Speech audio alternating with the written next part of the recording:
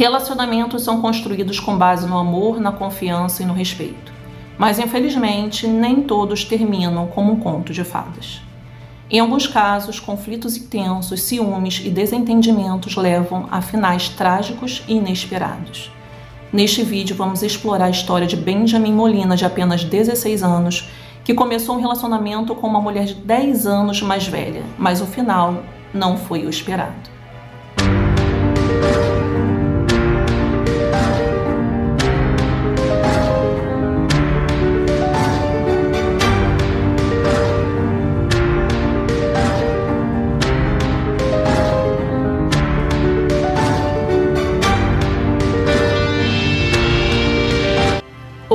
Olá, queridos inscritos do canal Serial Crimes. Hoje nós vamos falar de uma triste história de amor que não deu certo.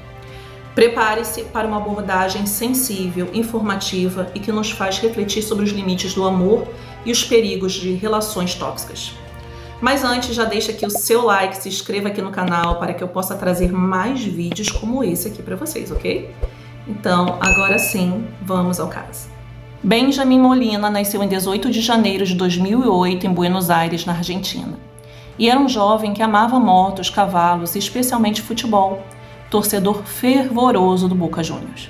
Ele vivia postando nas redes sociais sua paixão pelo clube, onde compartilhava imagens vestindo as camisetas do time, assim como fotos sempre em sua motocicleta ou montando a cavalos, que eram outras de suas paixões.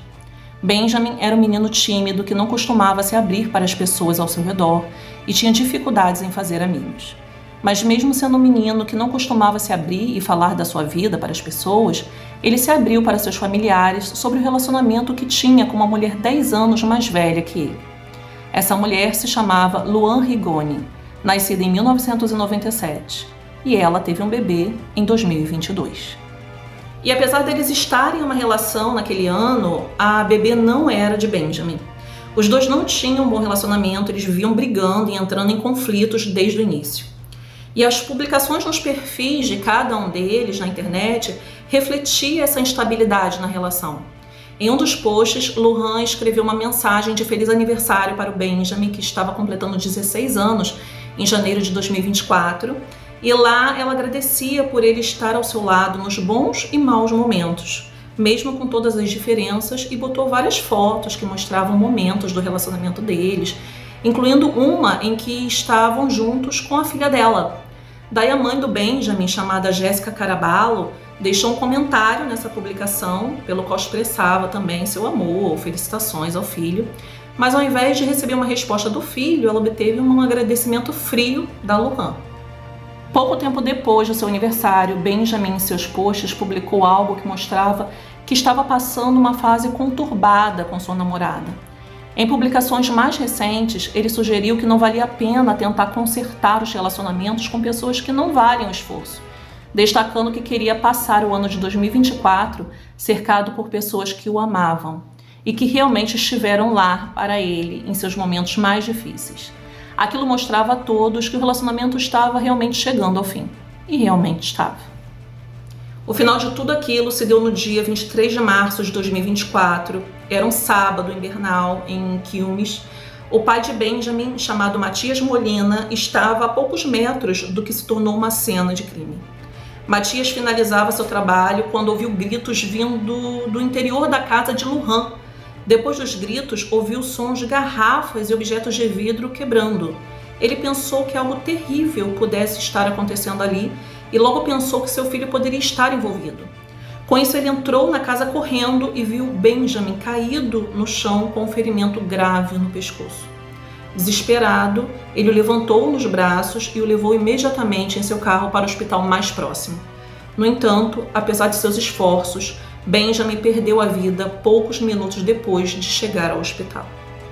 O hospital entrou em contato com as autoridades e ali começou a investigação sobre o que poderia ter acontecido. O que se sabia era que Luan era a única suspeita do acontecido e seu paradeiro naquele momento era desconhecido. Matias afirmou que a mulher havia fugido assim que ele entrou na casa e a polícia começou as buscas para encontrá-la. O relatório forense descrevia que Benjamin faleceu devido a um choque hipovolêmico, causado pelo corte profundo que tinha no pescoço, o que lhe causou uma grande perda de sangue.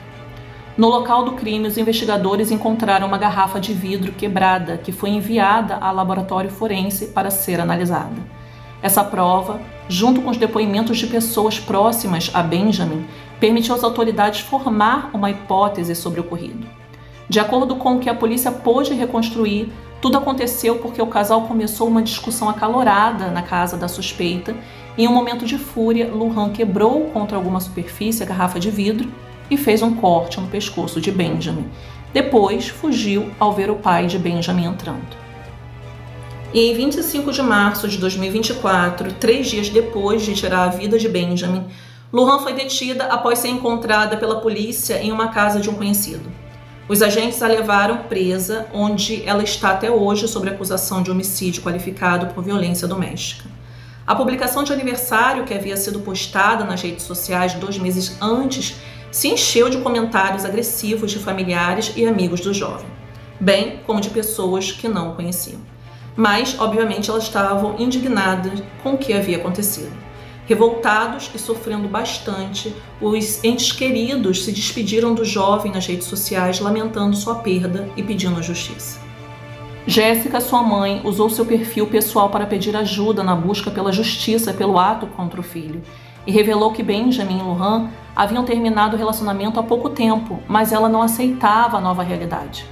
Explicou que isso a levou a cometer atos de violências contra ele com frequência, mesmo depois dos dois estarem separados. Ela afirmava que Benjamin sofria agressões físicas diariamente por parte da mulher, que ia atrás dele tentando voltar, mas frustrada, acabava agredindo. A situação ficou tão ruim que ele se viu obrigado a se esconder dentro da sua própria casa para evitar se encontrar com ela e ser machucado. Além disso, afirmou que Lohan usava Benjamin para cometer furtos e usava outros menores de idade para o mesmo fim. Ao ser questionada sobre o porquê do seu filho participar dessas atividades ilícitas, ela explicou que, embora ele quisesse sair desse mundo, tanto Lohan quanto a sua família o ameaçavam caso ele não fizesse o que ela queria. Acrescentou que eram os tios e os irmãos de Lohan que ficavam com os veículos e dispositivos que Benjamin furtava. Seu pai, o Matias, corroborou essas afirmações, apontando que a família de Lohan já tinha antecedentes por crimes violentos, um histórico que, segundo a polícia, vinha desde 2014. Por fim, o casal mencionou que uma vizinha que havia sido testemunha dos fatos decidiu no último momento não prestar o depoimento, pois temia por sua vida. A mulher que foi testemunha disse que havia recebido ameaças de Lohan e da sua família, que descreveram como um grupo criminoso na área. Até o momento, os detalhes precisos sobre o motivo pelo qual Benjamin e Lohan discutiram ainda são um mistério. Também não foi revelado publicamente quais eram as circunstâncias exatas dos últimos momentos de vida do jovem, e as autoridades não confirmaram oficialmente se ele havia sofrido outros episódios de violência antes desse relacionamento. A família de Benjamin ainda está à espera de toda a verdade. Eles querem que Lohan seja julgada por ser uma mulher manipuladora e violenta. Lohan aguarda o julgamento presa. O caso de Benjamin deixa um rastro de dor e muitas perguntas que ainda não têm respostas. Sua história é um lembrete doloroso dos perigos dos relacionamentos abusivos e da profunda necessidade de mudança para poder romper os ciclos de violência. Enquanto a mulher aguarda o julgamento, a família de Benjamin tenta se curar da dor de perder uma parte tão importante da família. Enquanto isso, o processo judicial continua seu curso com a esperança de que todos os detalhes sejam esclarecidos e que se faça justiça. Benjamin era um adolescente com toda a vida pela frente, mas que a perdeu nas mãos de uma mulher que não aceitava perder seu controle sobre ele, sem se importar com ele, com os familiares que tanto o amavam e até mesmo com a sua filha, que hoje está sem sua mãe. E assim, chegamos ao fim dessa história de relação tóxica que cruzou o limite do amor saudável. Paixões tóxicas nos ensinam lições dolorosas, mas necessárias, que o amor, por mais avassalador que seja, nunca deve anular quem somos, nossa paz, nossa liberdade ou nossa vida. Se esse vídeo te fez refletir, deixe seu comentário e compartilhe com alguém que pode precisar ouvir essa mensagem.